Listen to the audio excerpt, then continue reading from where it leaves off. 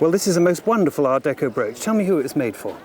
Well, I think it's my mother's. I think it was a 21st birthday present for her in 1938. Oh, that's interesting. I've got a funny feeling it was made a little earlier than that, you know. There's various aspects of the design that point to it being just a tiny bit earlier than that, maybe 10 or 15 years.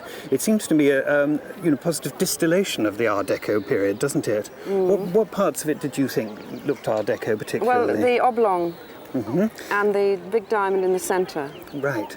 And funny enough, it's the sun rays that appear left and right that sort of interested me as a sort of Art Deco focus. And these strange conventionalized bunches of grapes. This is a sort of really a landscape, isn't it, in diamonds? And it's an interesting one too because it's very spirited. It's a really great Art Deco jewel, but strangely it's English, and actually we associate the very best Art Deco jewels with France, and so it's interesting for that too. I mean, I must say I do love it. My goodness, it's very enviable because it's exactly the right scale for everybody today. I think there's lots of people who wouldn't mind wearing that on a black suit, and because it's so colourless too, it's exactly what people want. So all of those things do add up to, you know, something really very desirable indeed, and with desirability comes value, doesn't it? Yes. Have you had any thoughts about it being what its value is? Obviously it's I know its probate value of 1997, and that's all. It was 1,200 then. Yes. Well, it does seem to be very low, to be frank. I think that this is a little work of art. It's the finest craftsmanship. It's also very, very beautiful diamonds. So I'm going to go a bit mad, I'm afraid. Are you ready? Yes. I'm going to tell you that it's worth £8,500. Oh my word. It's lovely. Crazy about it. Yes, yes. My grandmother had them in the house, and they've been in there, and we used to look at them when we were younger.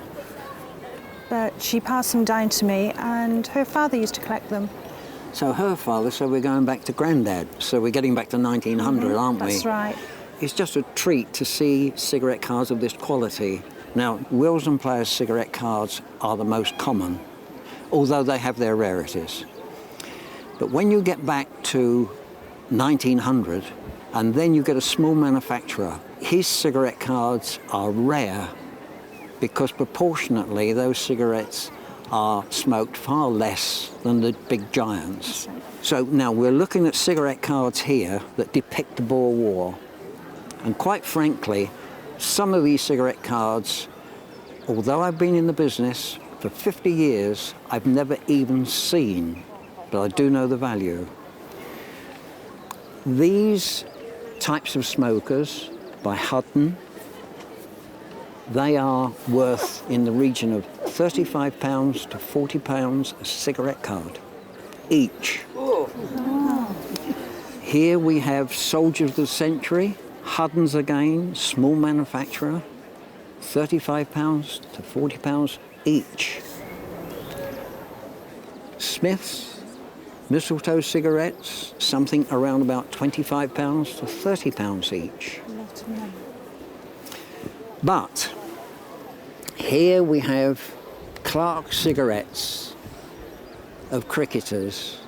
Not that I'm a great cricketer fan personally, but I do appreciate that they are very well sought after and collected.